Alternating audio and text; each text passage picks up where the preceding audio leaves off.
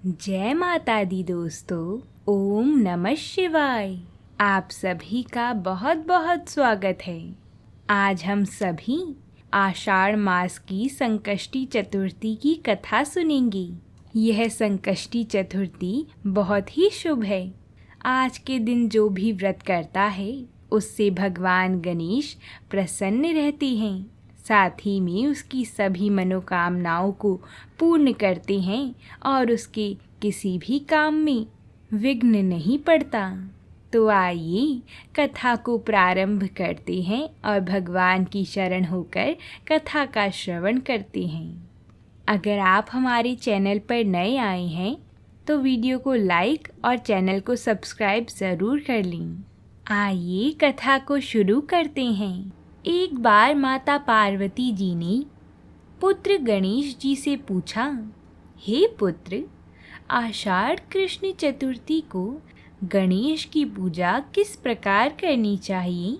आषाढ़ मास के गणपति देवता का क्या नाम है? उनके पूजन आदि का क्या विधान है? सो आप मुझसे कहिए। तब गणेश जी ने कहा, माता, आषाढ़ कृष्ण चतुर्थी के दिन कृष्ण पिंगल नामक गणेश जी का पूजन होता है। इसकी कथा इस प्रकार है, आप सुनिएगा।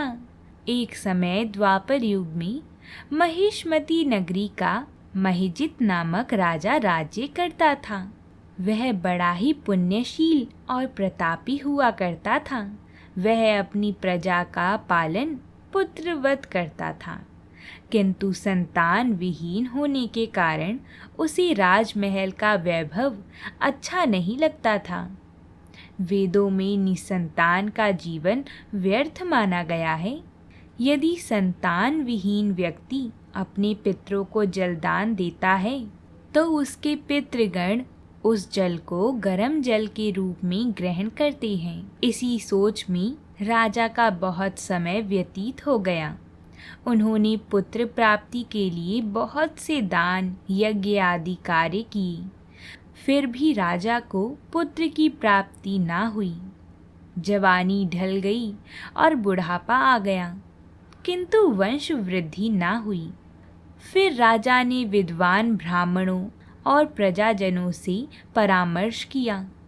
राजा ने कहा कि हे ब्राह्मणों तथा प्रजाजनों, हम तो संतानहीन हैं, अब मेरी क्या गति होगी? मैंने अपने जीवन में तो किंचित भी पाप कर्म नहीं किया।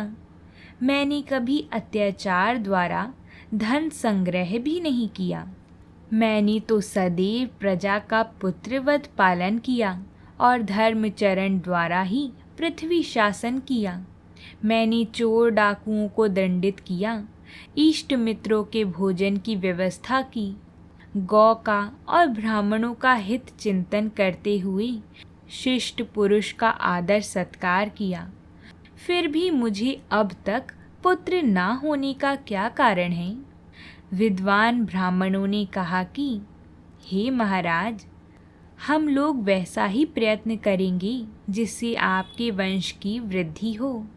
इस प्रकार कहकर सब लोग युक्ति सोचने लगे। सारी प्रजा राजा के मनोरथ की सिद्धि के लिए ब्राह्मणों के साथ वन में चली गई। वन में उन लोगों को एक श्रेष्ठ मुनि के दर्शन हुए।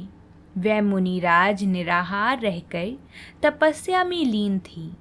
ब्रह्मा जी के समान वह आत्मजीत, क्रोध को जीतने वाले और सनातन पुरुष थे। संपूर्ण वेद विशारद और अनेक ब्रह्म ज्ञान संपन्न वह महात्मा थे। उनका निर्मल नाम लोमश ऋषि था। प्रत्येक कल्प के अंत में उनके एक एक रोम पतित होते थे, इसलिए उनका नाम लोमश ऋषि पड़ गया। ऐसे त्रिकालदर्शी महर्षि लोमश जी का उन लोगों ने दर्शन किया। सब लोग उन तेजस्वी मुनि के पास गए और उनको जाकर प्रणाम किया। मुनि के दर्शन से सभी लोग प्रसन्न होकर परस्पर कहने लगे कि हम लोगों को सौभाग्य से ही ऐसे मुनि के दर्शन हुए हैं। इनके उपदेश से हम सभी का मंगल होगा। ऐसा सोचकर उन लोगों ने मुनिराज से कहा, हे ब्रह्म ऋषि, हम लोगों के दुख का कारण सुनिए। अपने संदेह के निवारण के लिए हम लोग आपके पास आए हैं। हे भगवान, अब आप ही कोई उपाय बतलाइए। महर्षि लोमश जी ने पूछा, सज्जनों, आप लोग यहाँ किस अभिप्राय से आए हैं? मुझसे आपका क्या प्रयोजन है? स्पष्ट रूप से कहिए, मैं आपके सभी संदेहों का निवारण करूँगा। प्रजाजनों ने उत्तर दिया, हे मुनिवर, हम महिष्मती नगरी के निवासी हैं। हमारे राजा का नाम महिजित है। वह राजा ब्राह्मणों का रक्षक, धर्मात्मा, दानवीर, शूरवीर और मधुरभाषी है। उस राजा ने हम लोगों का पालन पोषण किया है, परंतु ऐसे राजा को आज तक संतान की प्राप्ति नहीं हुई है।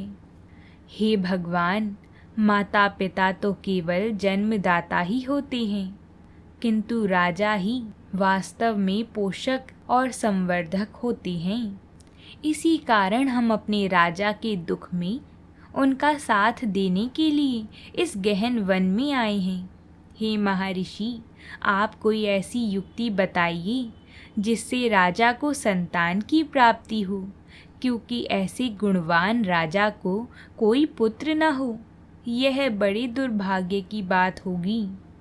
हम लोग परस्पर विचार विमर्श करके इस गंभीर वन में आए हैं। उनके सौभाग्य से ही हम लोगों ने आपका दर्शन किया है। ऐसे मुनिवर, हे मुनिवर, किस व्रत, दान, पूजन आदि अनुष्ठान करने से राजा को पुत्र प्राप्ति होगी? आप कृपा करके हम सभी को बतलावें। प्रजाजन की बात सुनकर महर्षि लोमश जी ने कहा, हे सज्जनों, आप लोग ध्यानपूर्वक सुनो।